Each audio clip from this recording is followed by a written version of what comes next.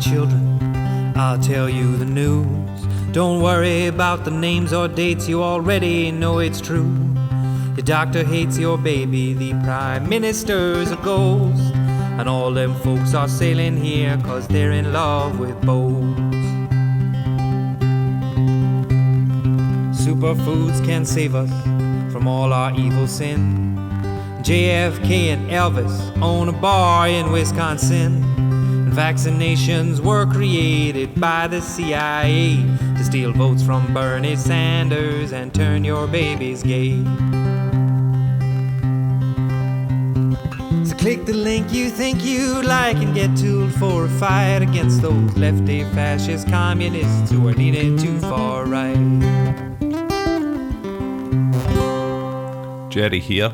We are Not Another Fake Newscast, and you can find us on notanotherfakenewscast.com. You can also find us on our social media, on Twitter, on Facebook at PGMcast, or if you search the hashtag NAFNC, you'll find us there too. You can get in touch with us at info@notanotherfakenewscast.com, and you can also donate to the cause to help us with our server costs, etc.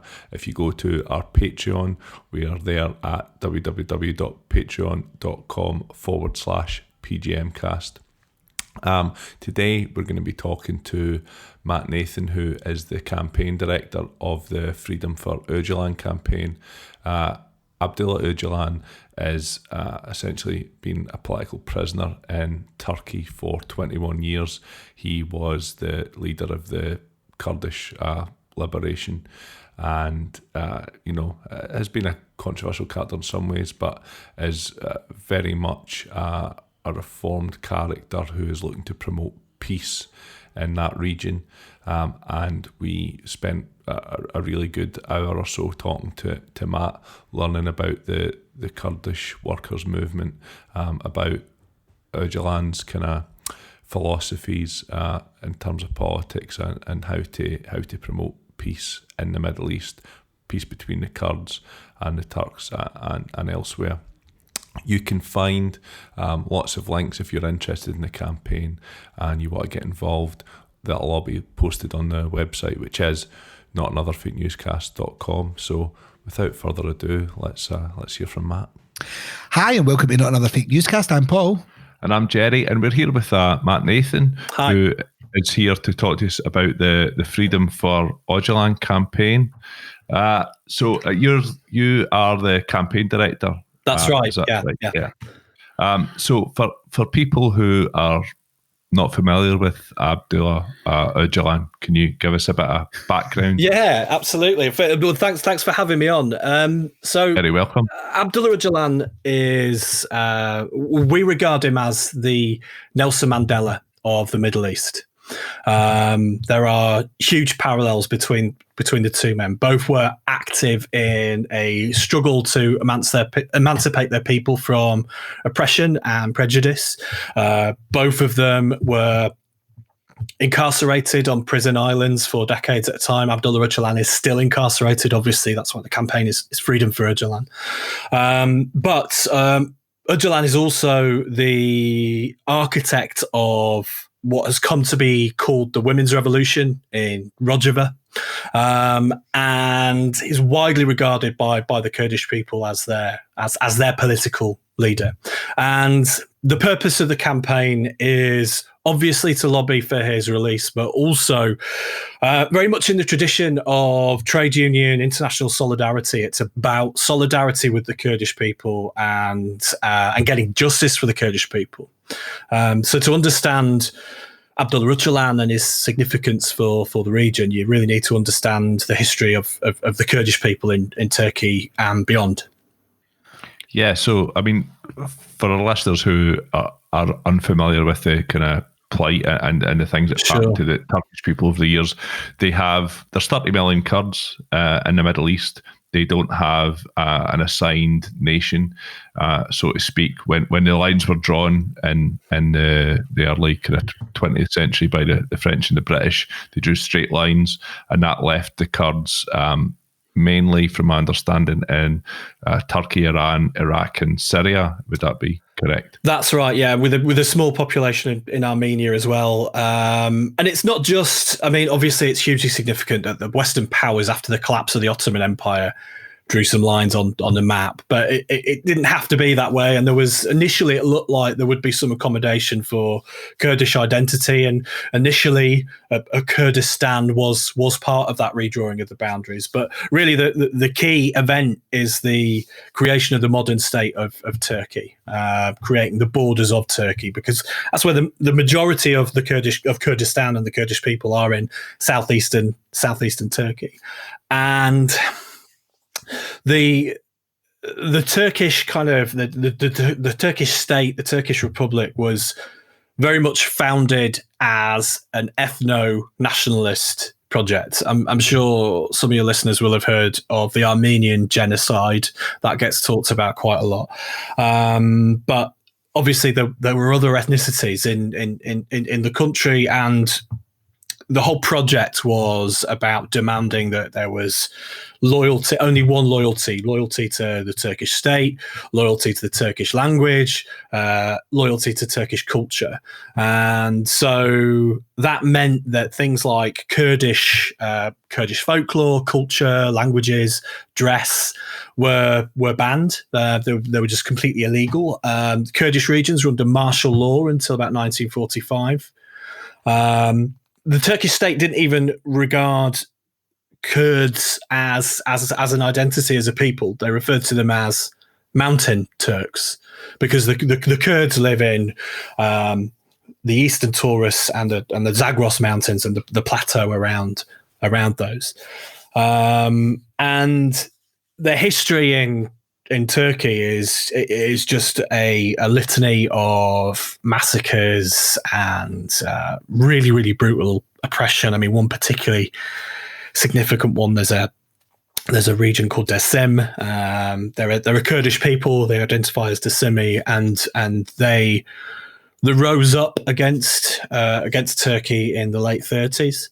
And the Turkish army went in, and they recently acknowledged that a massacre took place, but they only acknowledged that 5,000 people were killed. But according to the Dersimi, tribesmen were shot after surrendering. Women and children were piled into barns and hay sheds and then just burned alive and set on fire. At the beginning of this year, a diary was discovered in an archive of a Turkish soldier who'd taken part in the massacre, and the state says that only 5,000 people were killed. But the way this soldier writes about it, that can't be the case. He's saying, like, we can't go down into the valleys because the rivers are full of blood. So the Kurdish sources say, it's like 50,000 people at least were killed in that one incident, and that's just gone on through all of the last century and continues to this day. It's traditional imperialism, what we used to see around the world. Like, absolutely, take away the components that make the people a people, like you said, their traditional dress, their traditional folklore and stuff, and then by default, they can't exist because they now technically, legally don't exist. So you slowly but phase them out and make them assimilate or die, for lack of homogeneity type of thing. Absolutely. And just sort of more recent examples of that are there's a region of Turkey called Diyarbakir. It is a Kurdish region, and it's got some historical sites that are UNESCO World Heritage Sites. They were significant during the Roman Empire. They were significant during the Persian Empire. I mean, you've got to remember, this is it is the cradle of civilizations. But it is. I mean, certainly that entire region is where it's also the crossroads between Europe and Asia and Africa, and all this. And the Syrian Empire and stuff was absolutely, yeah. And so they sent in militarized police to put down riots and bombed these UNESCO World Heritage Sites in their own country. They effectively are at war with themselves. And so this is what the campaign is about. It's about raising awareness of this, really for the benefit of everyone. I mean, ultimately, we believe that Öcalan has to be released as the first step of a peace process.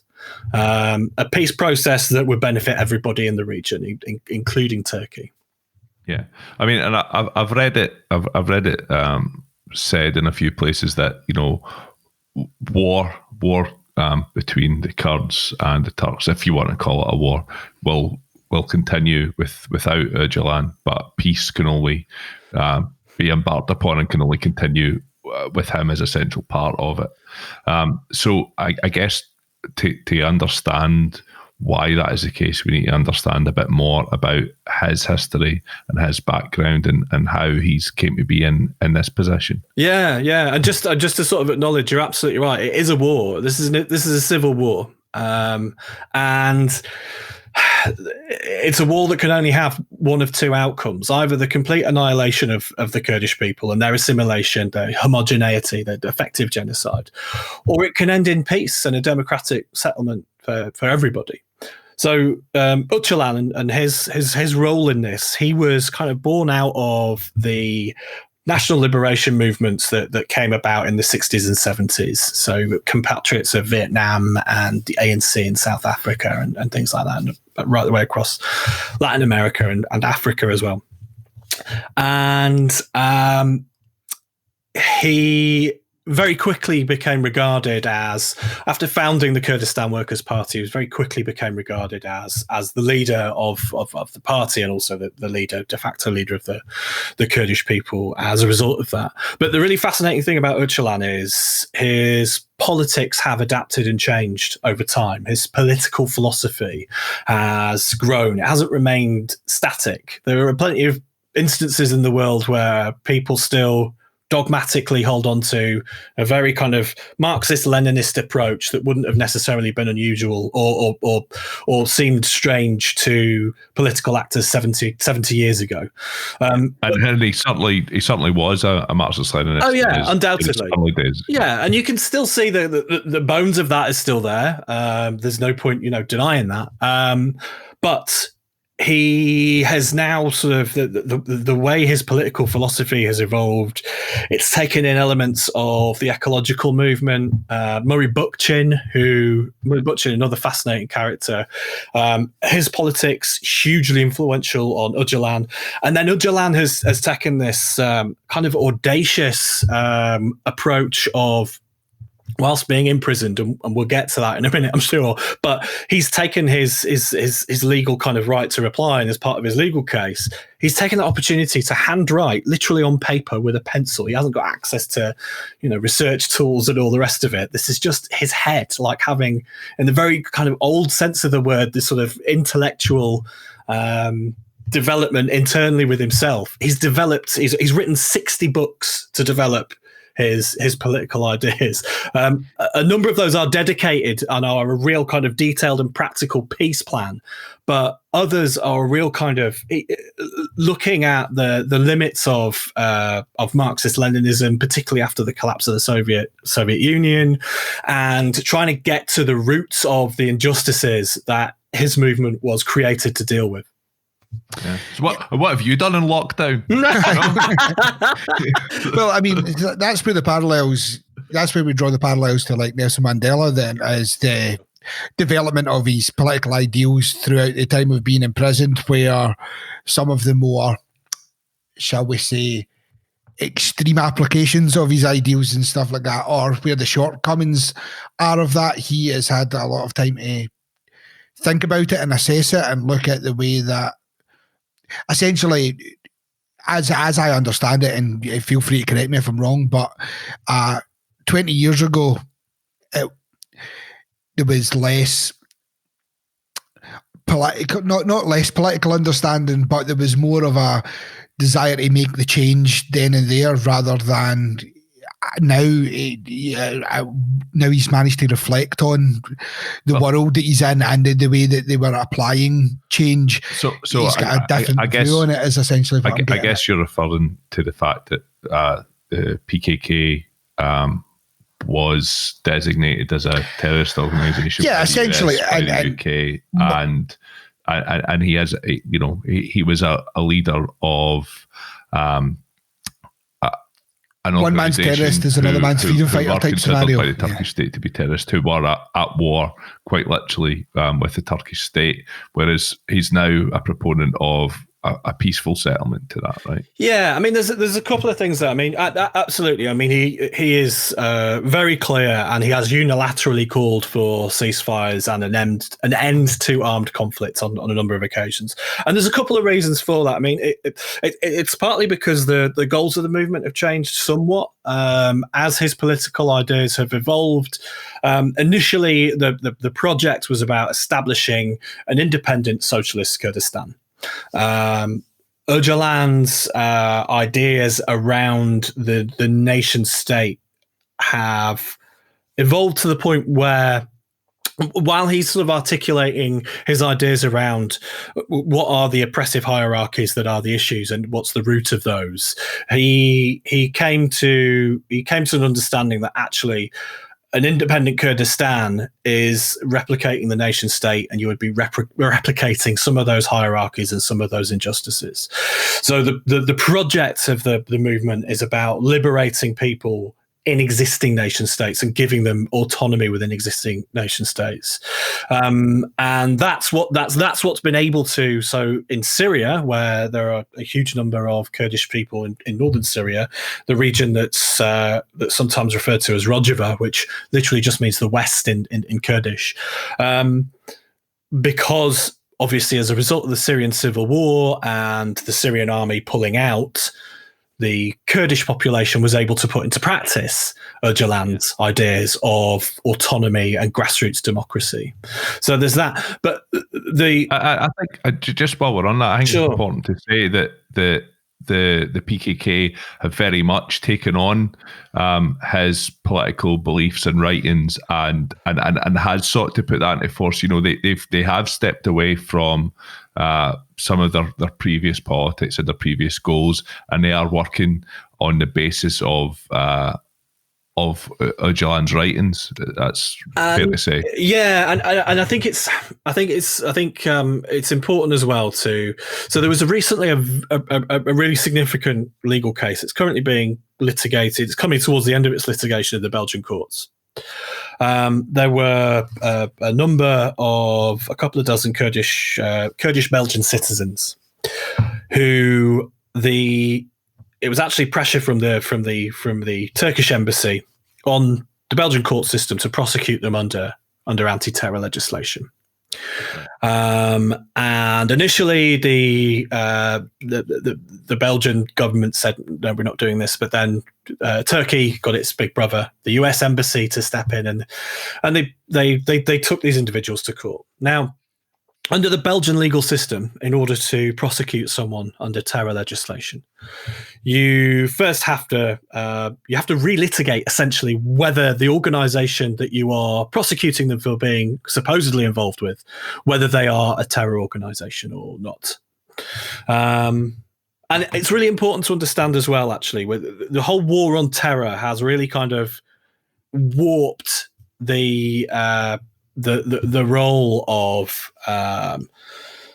role of individuals in conflicts. You've got to bear in mind, though, the rules of war as set out were kind of modified after the Second World War to accommodate for partisans, to accommodate for the French resistance, because the Third Reich would have regarded the French resistance as terrorists. So international laws of war accommodate that. You are not designated as a terrorist if you are taking up arms against an oppressor under certain conditions. Yeah, rules of engagement type stuff. Absolutely. I was all going to say is it's a conversation that actually me and Jerry had prior to coming on tonight, because you have things like Nelson Mandela, who arguably within, like I said, one man's freedom fighters, the other man's terrorist. You know what I mean? And then if you go further back, if you see something like Michael Collins in Ireland or whatever, like depending on, there's lots of cases where the victor, if you will, if history played out slightly different, would have been the baddie terrorist who was beaten by the good guys based on whoever was writing the paper. And that's where the danger lies when you've got military, when you've got armed conflict in a region where, depending on the Turkey, for example, being a predominant state, the Turkish will always dress like the Kurdish people as a terrorist group. Do you know what I mean? Because they are against the state. But in the event the Kurdish won such battles, it would be viewed in an entirely different scenario. Do you know? But I mean, your point there about the Kurds being designated terrorists en masse. I mean, this is the whole danger with this terminology.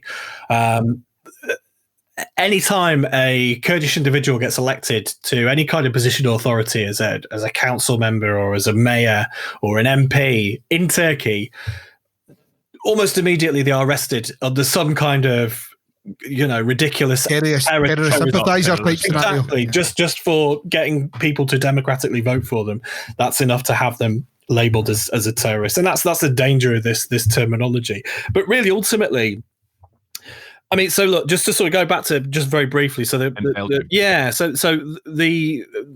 judge, the Belgian judge, looked at this dossier of material and said, "Look, this is nonsense." Interestingly, a lot of the material came from the UK government, so make of that what you will. But there were instances of terrorist atrocities in there. Your listeners can't hear, but I'm air quoting there. The Turkish state had admitted that they'd done. And that's part of the body of evidence to prescribe the Kurdistan Workers' Party.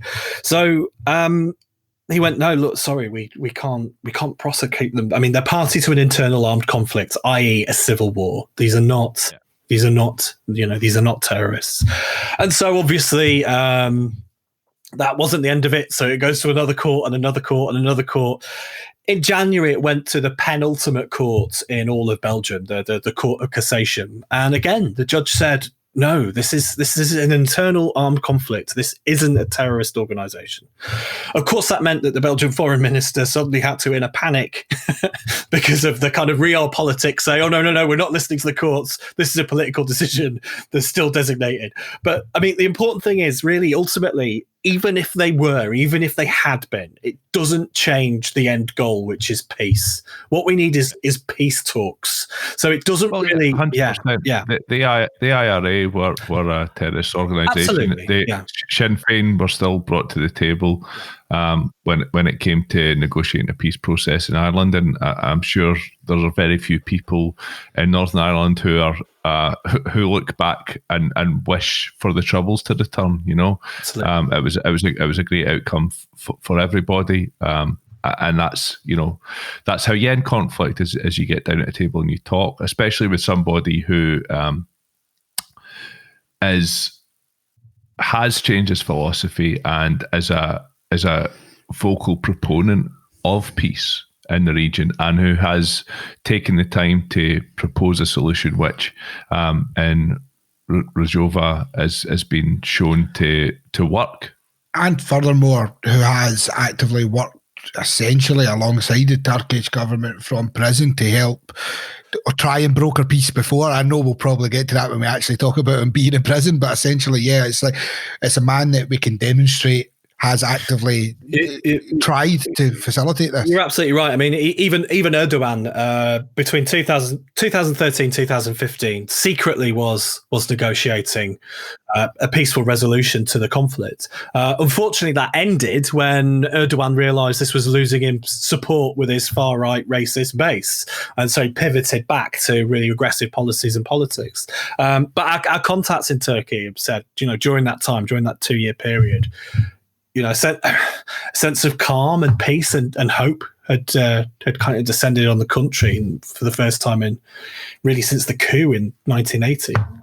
Yeah, I can imagine that was quite a a reticent hope that was felt by the Kurdish people as well, because it wouldn't be the first time that there's been a kind of a false dawn, or that they've saw hope of peace and only for it to be snatched away from them. And that's kind of a recurring theme. Yeah. If you look at Turkey's relationship with the Kurdish people, but to backtrack a little, and so to understand the kind of mechanics of how Öcalan actually found himself in Turkish prison in the first place, and to understand the nature of his imprisonment and stuff as well is important, I think. Yeah, definitely. Absolutely.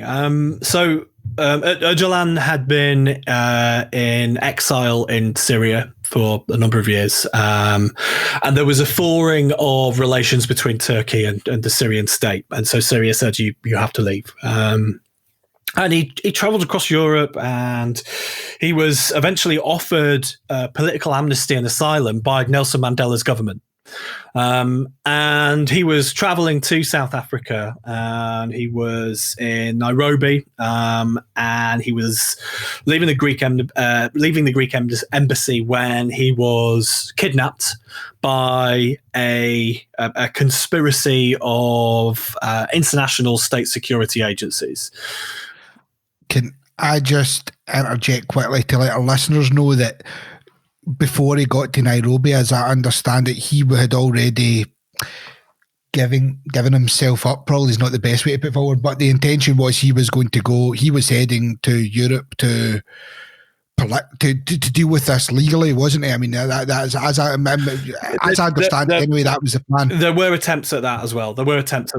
But ultimately, it was the political asylum in Nelson Mandela's government that was significant, because obviously Mandela been through similar the struggle of the black Africans in South Africa. Mandela always saw the parallels with the people of Palestine, with the Kurdish people, with other struggles around the world. So he was taken. He was renditioned to Imrali Island, which is an island in the Sea of Marmara, just off the coast of Istanbul. It's actually where Ronnie Biggs, the great train robber, was incarcerated for a time. And for the longest time, he was the solitary prisoner there. There was no one else there. There was 1,500 Turkish troops and just Öcalan. And they a heavily protected little island that he's got for himself. And they essentially set up a kangaroo court and a show trial. He wasn't allowed to see his lawyers. They got 3 military judges that they specially convened just to try him. Everything they did to him existed outside of their own internal legal mechanisms. They basically made it up. And they would claim international law as well, right? Well, yeah, exactly. Initially, he was sentenced to death. But that was commuted to what they call an aggravated life sentence when Turkey gave up its death penalty because it was seeking to join the European Union. And he's been there for 21 years. Can I just mention, because I cut you off before when you were going to mention it, that when he was apprehended before he got to South Africa. That's right. Yeah. The Americans were involved, or at least the consensus is there was possible CIA involvement in the apprehension of him. The consensus is that it's likely that the CIA, Mossad, and MIT, which is Turkish state security, were involved. It seems that actually the key player probably was CIA and possibly Mossad, and that the MIT actually were barely involved.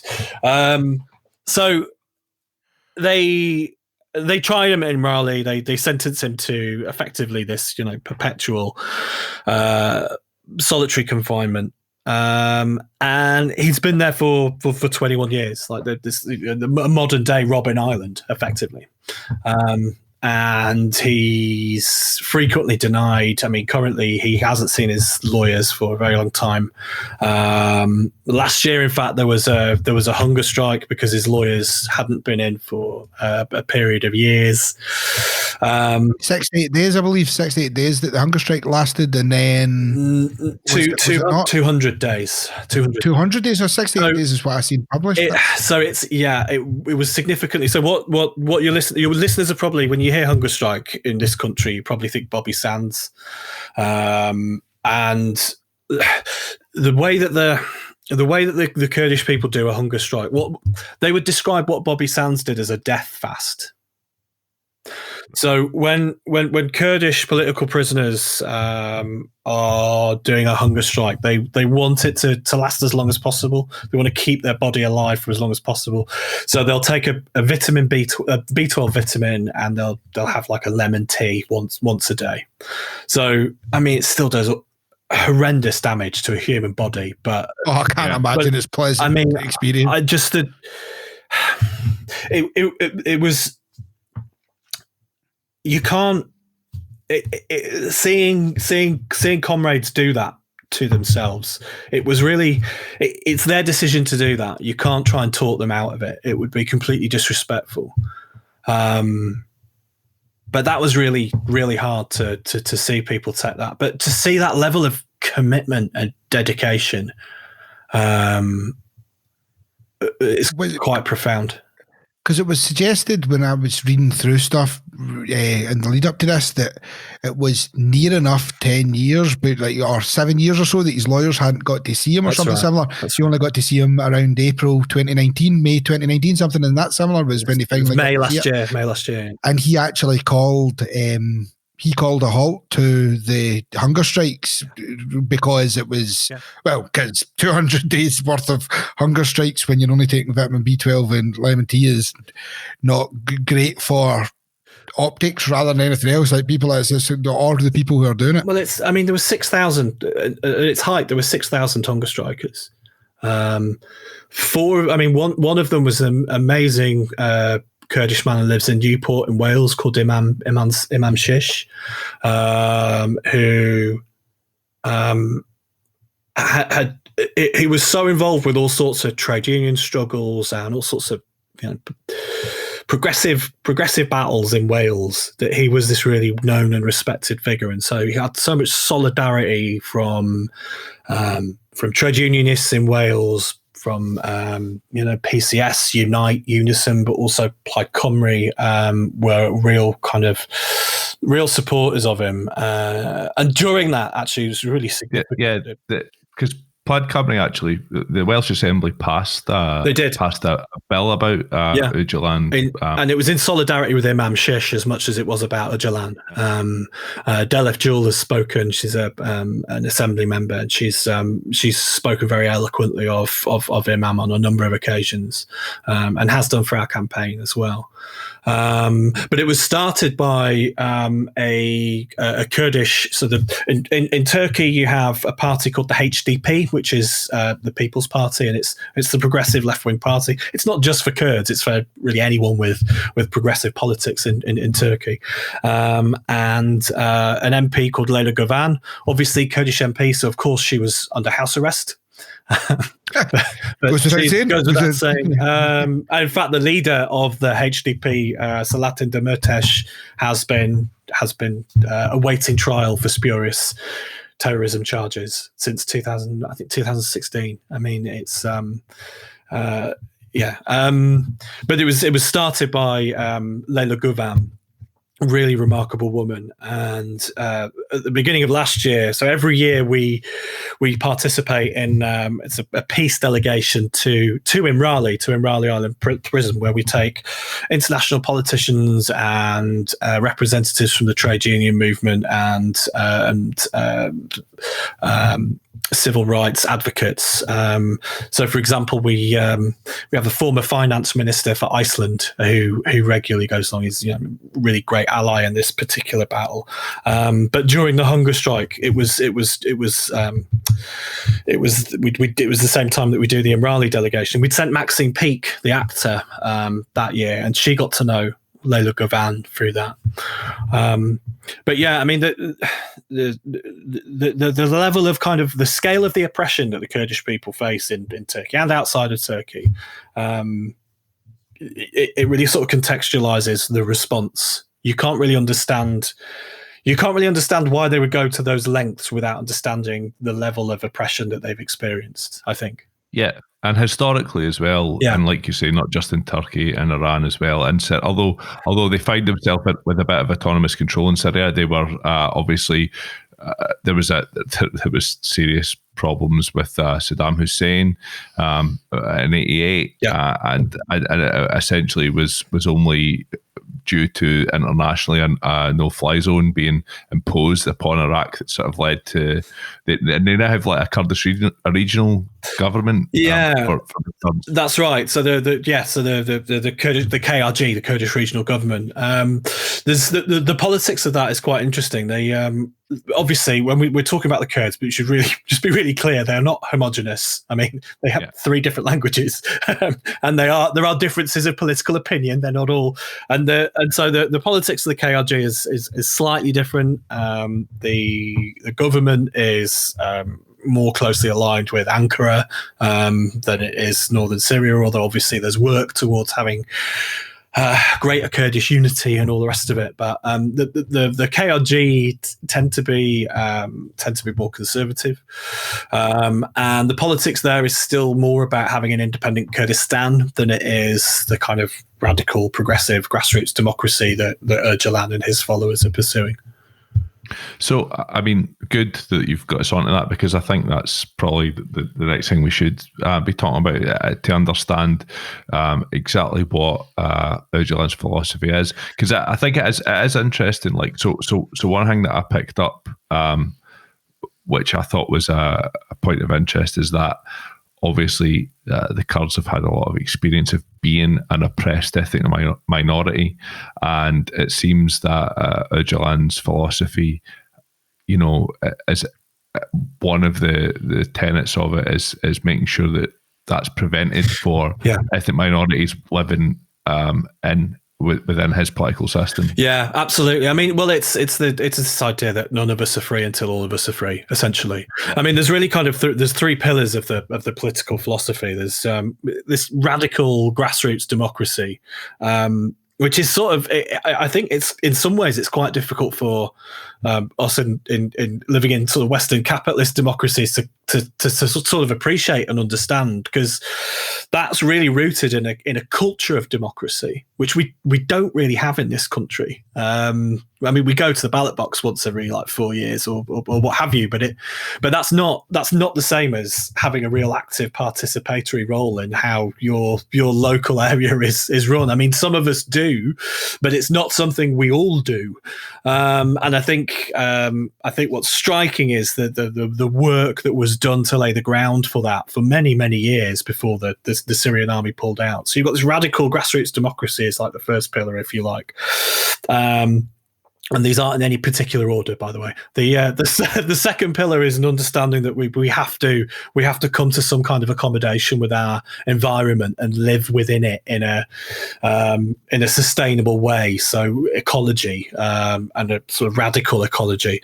And the third one, I probably should have said this first. I'm going to get in trouble with Kurdish comrades now, but really I think this probably is, if they're not in any order, but I think actually this probably is the most important, because it's really the primary one. And what Öcalan tries to articulate is moving beyond the kind of Marxist-Leninist approach, which is about a class struggle. It's about an acknowledgement that there are struggles beyond class and there are hierarchies and injustices beyond class. And it's about looking at those and understanding those. And the way that Öcalan articulates this is saying, well, look, what we've got to understand is what is the first injustice? What is the first unfair, cruel hierarchy? And his argument is that it's patriarchy. It's the oppression of women.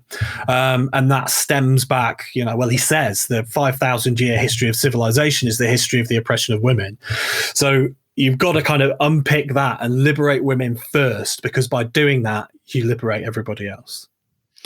I read that in the areas that are democratically controlled by the Kurdish region, there's around 40% representation of women. That's correct? Like, so it's maybe at least 40% of each gender. At least 40%. So the way it works is, it's all based around. So for example, try and think of an example in this country. So you would have, say you lived on a council estate and there were 3 tower blocks. Each tower block would probably have its own council.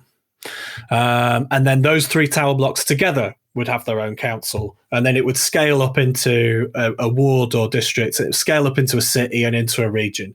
So the decision making comes from below and is fed upwards. And you are involved in a council or a committee to do with any aspect that has an impact on your life. So where you live, where you work, there are separate women's committees. So and every single one of these committees has a co-chair structure. So the way that they enshrine women's political and social power is by making sure a man and a woman are co-chairs of every meeting, and also importantly, only the women's separate meeting is allowed to elect the women's chair. So you can't kind of jury rig it by getting your wife to be the chair or getting your husband to be the chair, what have you. So that's one way that they bake that in. I think to be core at a meeting has to have at least 40% women there. But interestingly enough, they do have like political parties as well, because you've got this grassroots structure, but then you have to have a kind of a national structure that interacts with the rest of the world. So they still have political parties and things like that. But elected to those kind of assemblies and committees and all the rest of it, they actually have more women representatives like MPs and mayors and all the rest of it. They have more than the UK and the US combined. That's I mean, I can imagine that. I've seen the representation in the UK and the US. It's not particularly great. So but that actually does speak to two things. It doesn't. It's not. That's not just significant because of gender representation. It's significant because they have significantly more representatives, because they have more democracy. There are more decision-making bodies. Well, that's it. I mean, as we kind of spoke about his Marxist-Leninist roots, like essentially the application here is real communism, you know what I mean, as in far left political structure where politics is much more at a council level, but it scales up to a government level. So, I mean, and that seems to be, as I understand it anyway, one of the main focuses that, like, well, I mean, council is, as you said, with the three tower blocks example, like essentially the smaller councils that all contribute to larger councils rather than having one large, as we have, say, in the UK, one large overacting government that have pretend councils that in lots of cases don't have a lot of impact on things that happen. And the interesting thing is as well, they do still have that big thing, but its only role is to interact with other countries and to negotiate on the, so yeah, the weird legislation things that you have to do, like imports and exports to the entire country, that even that kind of stuff is led from below. It's more the diplomatic relations with other countries, because you have to bear in mind they are caught in the middle of geopolitics between the US, Turkey, Russia, and Damascus. Yeah. Who is allied with who at any one moment? I mean, and in different situations, you got, Russia is de facto allied to Turkey, but it's also de facto allied to Damascus, and Damascus is in some ways having a relationship with the autonomous areas, but in other ways it's not.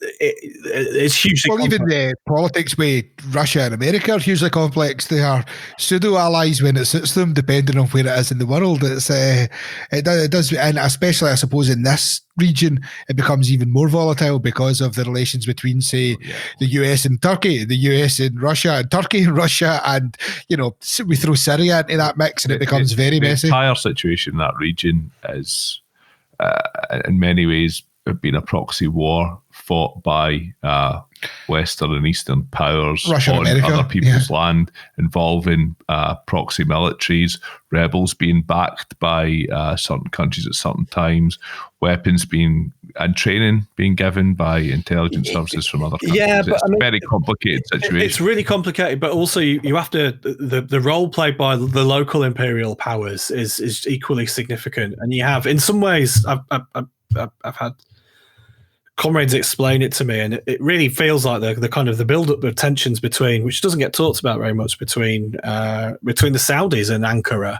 In some ways, feels a lot like the build-up that you had at the old powers just before World War One. You've got very similar saber rattling. You've got very similar kind of old networks that are crumbling or are running out of the kind of release mechanisms. I mean, the situation you've got right now, you have Turkey with its belligerence in northern Syria. They invaded at the end of last year. They called it Operation Peace Spring, and they literally announced that they were going to change. They were going to change the demographic makeup of the region. I mean, that's ethnic cleansing. You've just said we're going to ethnically cleanse Syria. You've got that, but you also have, they're now involved in the Maghreb in this. They've got themselves involved in the conflicts in Libya, and the rhetoric between Turkey and Greece is getting increasingly belligerent. So it is such a febrile situation. Yeah, and you have a strongman dictator. You have a strongman dictator, whose economic miracle has evaporated. And what do strongmen do in those situations? Well, they try and turn the attention elsewhere, and one of the easiest ways to do that is start a war or several wars. And civil war as well. I mean, we could. There's parallels, in some ways with the craziness that's going on in America. I think there is. I really think there is. I think there's real parallels between the Kurdish struggle and the Black Lives Matter movement. I mean, ultimately, you're talking about a set of people who've been oppressed for the best part of, more than a century for both groups. Yeah. And that's it. The Kurdish people are dealing with these oppressions, but also, as we've listed, and I'm sure all our listeners can see from all the places we've listed, there is, on top of them dealing with what they have to deal with as the Kurdish people, you also have the issues in Iran and Syria and Libya, and essentially all the places that we've listed have their own internal conflicts and external conflicts and funded by external powers and stuff. On top of all of this, it compounds a lot of the issues that they're dealing with, because you're fighting civil wars within civil wars. So in that context, that just a peace process just becomes all the more urgent. Yeah, because you're and you can potentially give an example to the region of what can be done under the right circumstances. I mean, obviously the fact that the model is built on gender equality is quite a novel thing for the Middle East. It's historically been patriarchal, but has you would, as someone who's lived in the Middle East, I would say that it's kept a certain amount of patriarchy by the fact that fundamentalist Islam has been exported to a lot of these countries by the Saudis, by the UAE at certain times.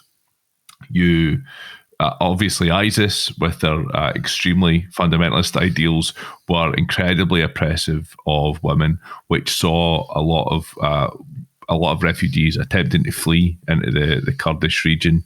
You had the Yazidi genocide going on, and one of the kind of very emblematic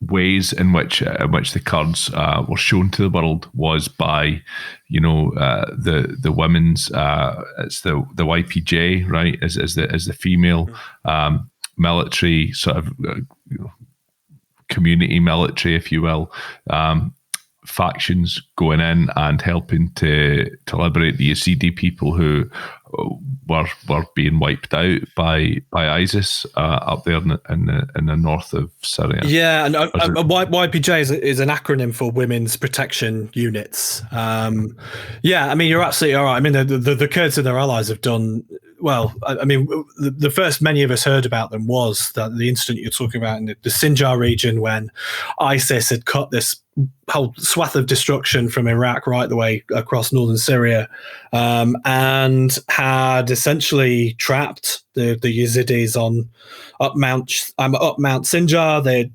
murdered most of the men. They were selling women and children into sexual slavery, just committing atrocity after atrocity. And it was the YPJ and the Peshmerga who created that humanitarian corridor that allowed them to escape. Of course, many of those Yazidi are now living in refugee camps in Iraq that Turkey in June began bombing. under the auspices of, again, it's war on terror. The start of the year, so after the Yazidi were rescued by the YPJ, many of them set up their own protection units. One of the commanders of one of those units was assassinated by the Turkish state in January, and he was just fighting ISIS. So I think what's really important, and sorry, I probably should have articulated this earlier, what's happening right now in northern Syria, fundamentally what Erdogan is doing with this invasion, it is an ISIS rescue mission. Yeah. The Kurdish forces and their allies, the SDF, had contained and defeated militarily ISIS.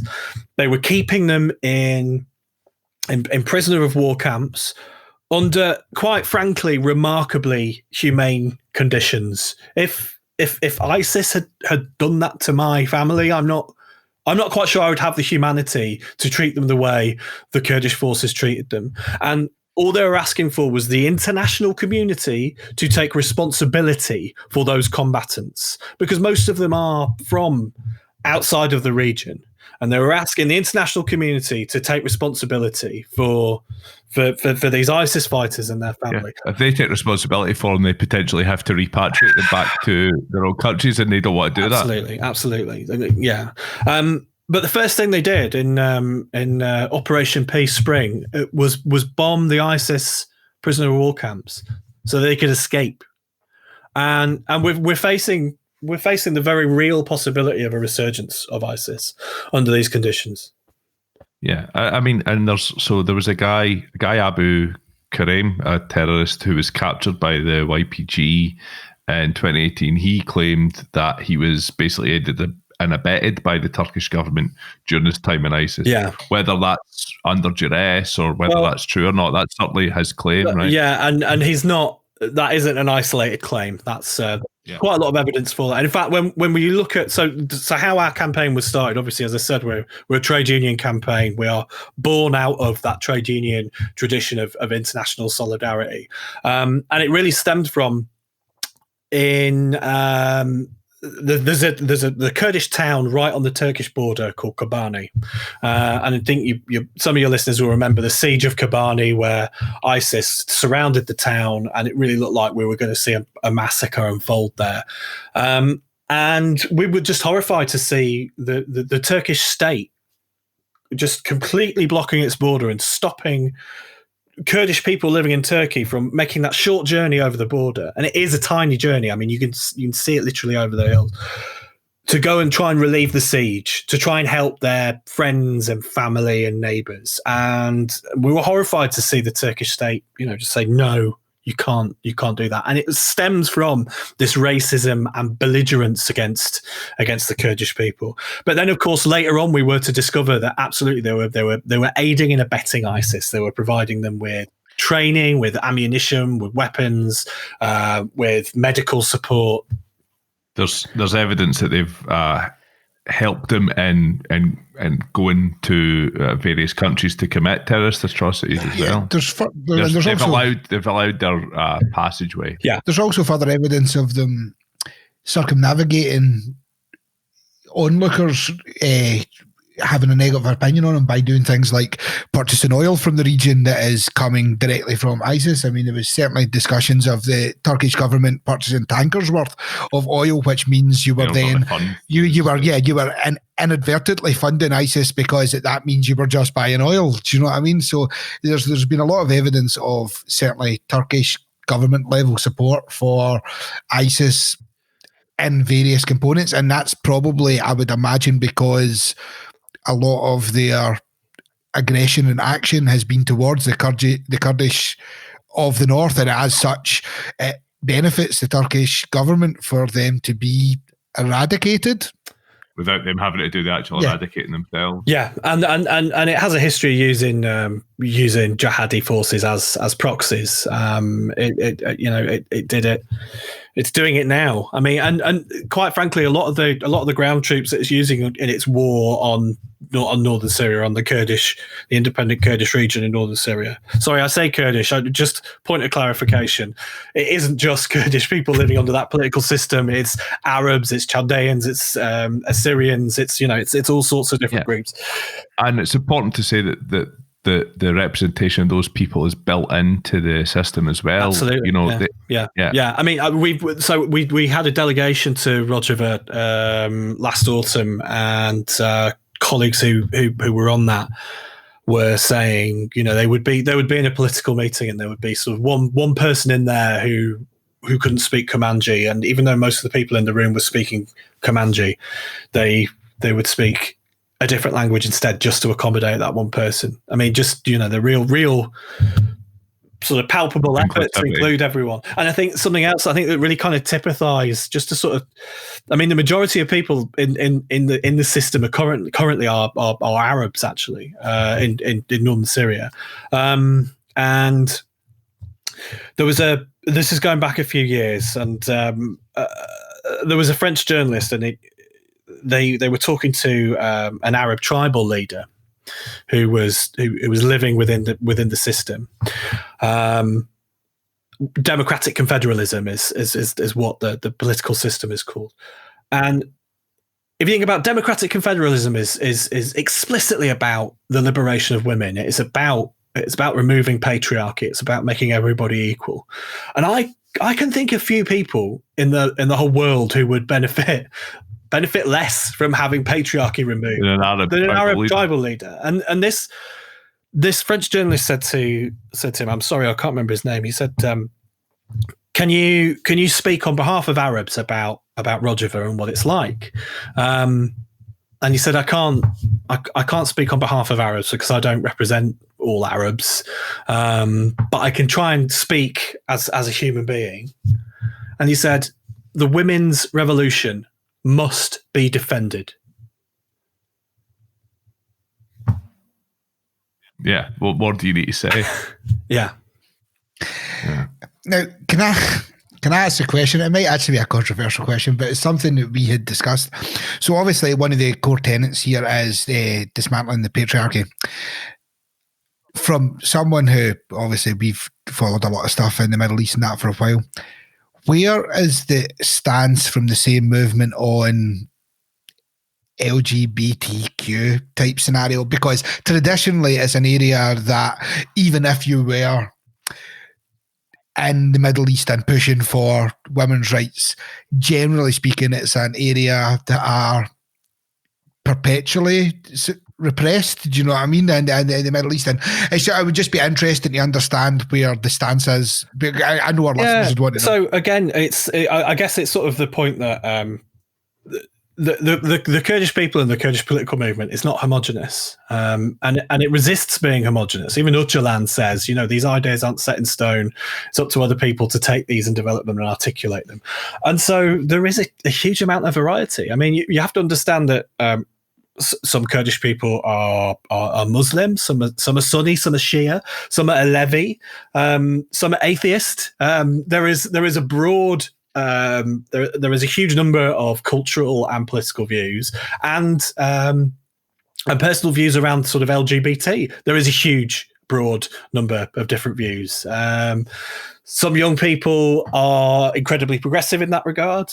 Some people are quite resistant to particular issues, but there isn't. We have the same in Scotland. Older people, you mean older people? I hear what you're saying. No. There's issues in this country, isn't there? There is aspects of it's. Like I said, I was just curious because I know that when we start talking about liberal views, which essentially destroying the patriarchy in the Middle East is certainly a liberal view. I mean, like from a Middle East. Libertarian socialism, right, is the name of the kind of philosophy that Öcalan has bought into from Butchin, people. very Butchin. I mean, Butchin, he calls it democratic confederalism. It's got elements of libertarian socialism. It's got elements of communalism, which is the sort of the Butchin position. Ecological anarchism. I mean, but fundamentally, I mean, really, but when you look at what it's done as a project, obviously there's huge kind of radical components to it, but the nuts and bolts, they're kind of daily. They're actually values that many of us would recognize in this country. They're not particularly kind of alien or wacky. The reason why we are a trade union campaign is that we fundamentally believe that the values and politics of the Kurdish people are the values and politics of the trade union movement. It's about community involvement. It's about solidarity. It's about equality, giving everyone a place, and understanding that if you want something, you've got to work together, and we are stronger working together. So I guess the question would be, why now? I mean, do you think, obviously, as we've spoke earlier, there have been false dawns for a peace process. There have been times where it's looked like it was possible, or that the Turkish government at the time were willing to engage. There's obviously Öcalan's situation on Imrali Island have been the same for the last 21 years or so. So do we think anything is likely to change? And also, there's never been any real focus on it from the international community before now. Certainly not in terms of putting pressure onto the Turkish government. Do we think that's likely to change? And if so, why do we think it's likely to change now? So there are huge challenges, and I'm not going to sort of I'm not going to pretend this is easy or winnable. I mean, when you look at the emancipation, when you look at the fight against apartheid, that took decades. We don't necessarily have decades. I mean, Öcalan is 71 years old. He's healthy. We think. We hope. We've got reliable reports that he's well and in good health. But the international community has to pay attention to this, because there has to be a peaceful settlement in the Middle East. And one way you can unlock that is by having a peaceful settlement between the Kurdish people and the Turkish state. If we want to work with people in the Middle East that share our values of equality, of democracy, if that's one of our values in the West, sometimes I'm not so sure. Was that another air quote again? Was that another air quote? That was another air quote. Democracy. I need like a soundboard. Is there a sound effect? Air quote. For air quote. Yeah. But look, I mean, I fundamentally believe we will get there, and I think the trade union movement has a really vital role to play in that, because the trade union movement is the biggest social movement in the world. The trade union movement understands international solidarity. It was the trade union movement that was sending people and supporting people who were fighting Franco in the Spanish Civil War. It was the trade union movement it's the trade union movement that stands alongside the Palestinian people in their struggle, the Colombian people in their struggle. There's a trade union movement in East Kilbride who said, no, we're not fixing the planes of Pinochet because he's hurting the working class in Chile. The organised working class understands that the organised working class's interests are the same across the world. Weirdly, one of my best friends, her other half, his grandfather worked in the factory in East Kilbride. He was part of that. He's in the documentary about it. I mean, like to sell.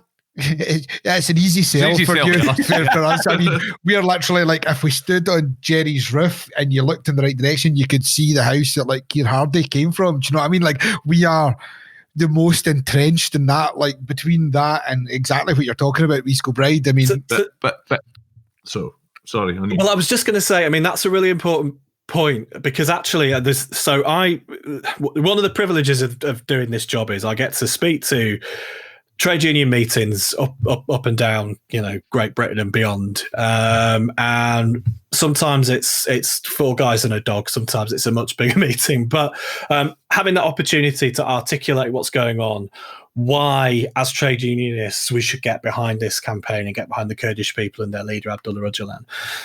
The barrier that I face, the single thing is not me articulating it and then people going, oh, well, no, that sounds a bit dodgy, or we shouldn't get involved with that.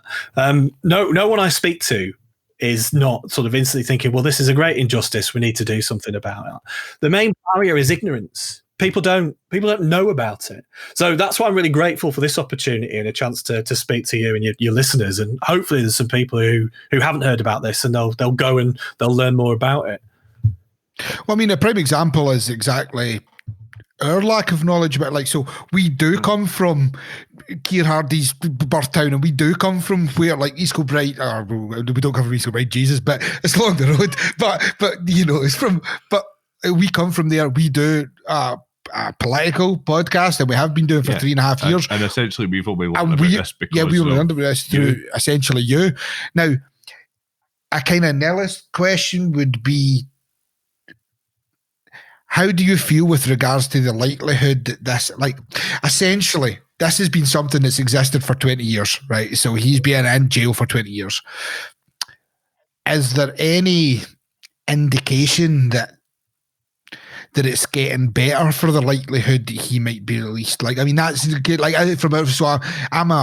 Other than all those things that I said about me, I also suffer from being an engineer essentially by trade and from a family of that. And speaking to that, what's the mechanism? What can we actually do? Okay, so as individuals. So the problem, sort of in engineering terms, the reason why we focus and centralise Öcalan is that we really believe that he's like the fulcrum that all the politics of the region rotate around. And so you by solving that injustice, you solve a whole number of other injustices. You get peace in Turkey and Iraq and northern Syria, or parts of it anyway. You get justice for the Kurdish people. You get more chance of democratic solutions flourishing in the region. So that's the context. What do we do about it?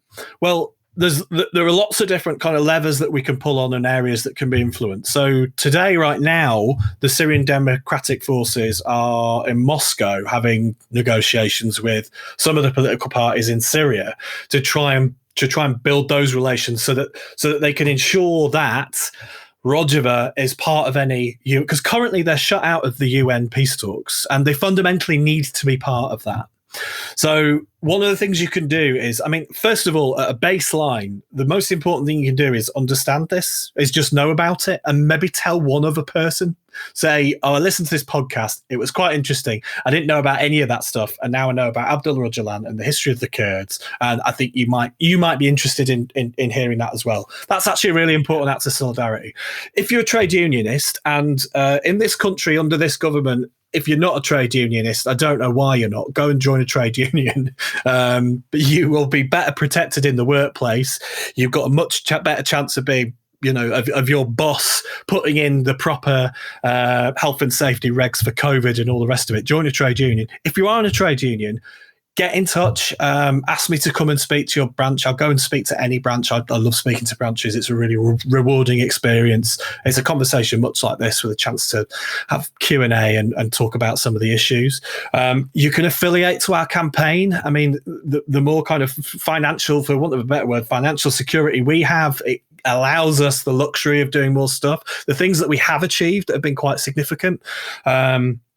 For example, we've got most of the major trade unions in the UK are affiliated at a national level to our campaign. And that's significant because it means we can get general secretaries to put their weight behind something.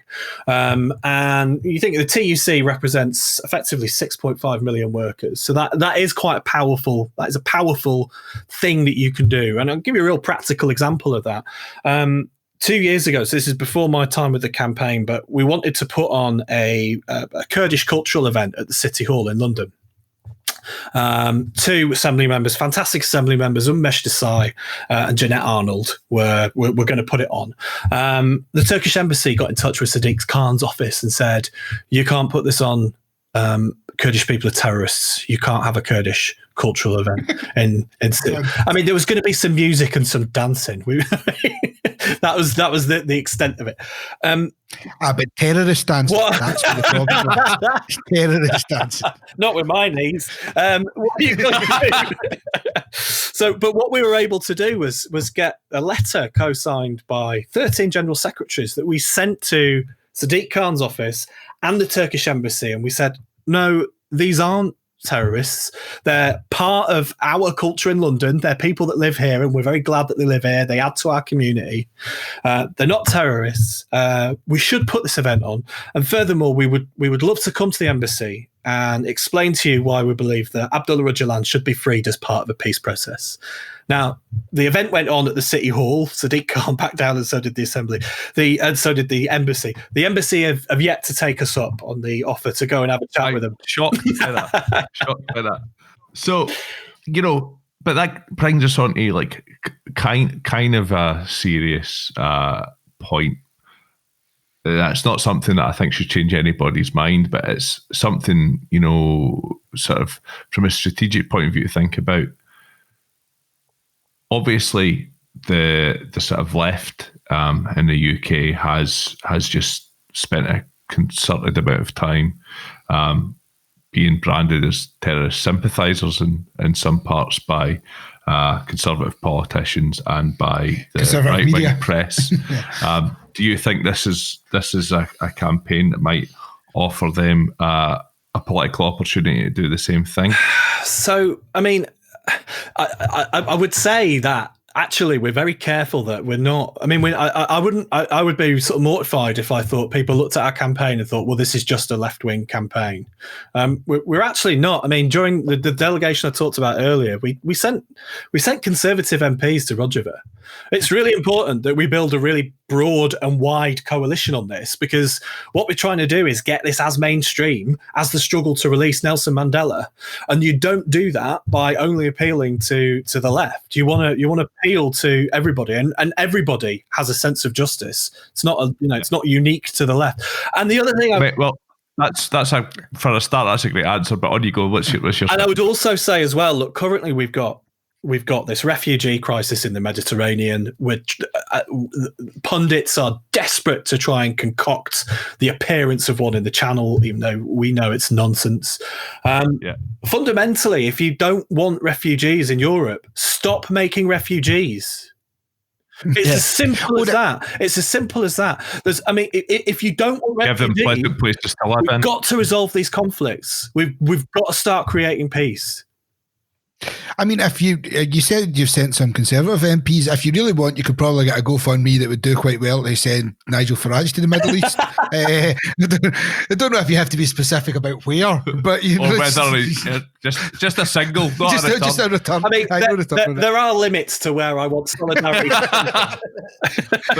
but that is, you're right. I mean, that's exactly the way to run the campaign, and cross-party consensus, cross-party solidarity, and that is great. And it's great to hear that that's the strategy, and it's great to hear that it's working and that you've been able to get people like that involved. So and actually I commend, more power to you, man. And I also commend the stance that is essentially something that I adhere to 100%, which is the reason that we have air quotes again all over the place, but a crisis of people coming into the country as refugees is because, for all intents and purposes, we fund or allow, or some combination of both, fund and allow the creation of refugees by combinations of turning a blind eye or helping massive defence contracts. Yeah, so we're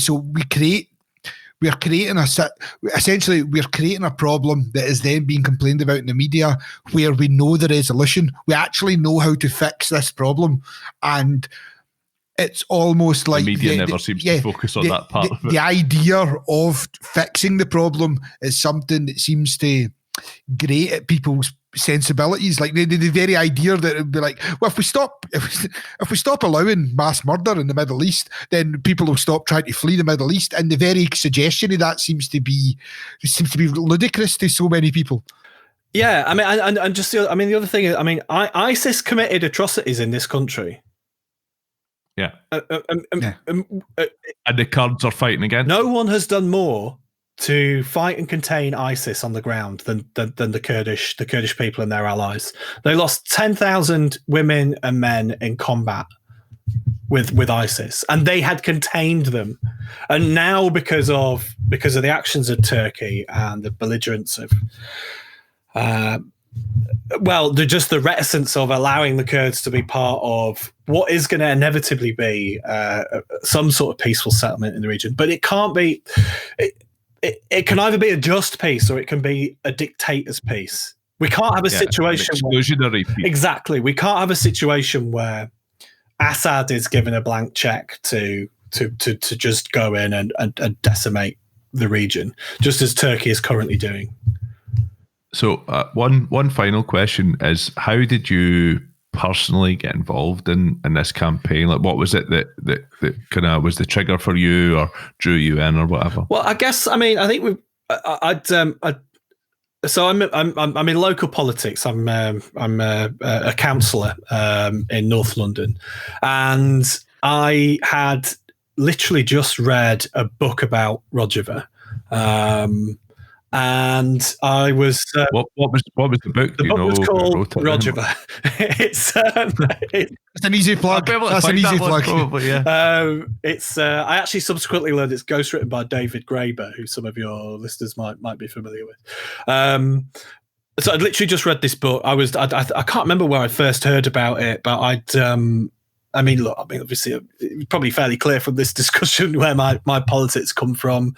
I'd always been sort of fascinated by the kind of modern day Zapatista movement and that kind of thing, and I kind of saw some parallels with what was happening in Rojava. And I just happened to knock on a constituent's door on polling day to ask them to go and vote, And she said, "Oh, I'm sorry. I would have helped your campaign, but I've just got back from Rojava." So, that's a bit weird. I've just finished reading a book about Rojava, so we just sort of kept in touch, and a job came up as the campaign director, and I just rang her up and said, "Yeah, I think I might go with it." So she said, yeah, I think you should. And the rest is history. It's one of those weird, sort of bizarre kind of, I don't know if it's, but that's meant to be. Yeah, I guess so, yeah. What I do love is when you said you can tell where my politics went. There's very few Tories that use the term comrade when talking about people. 4 times during an interview. Yeah. I might be territorial army. You don't know.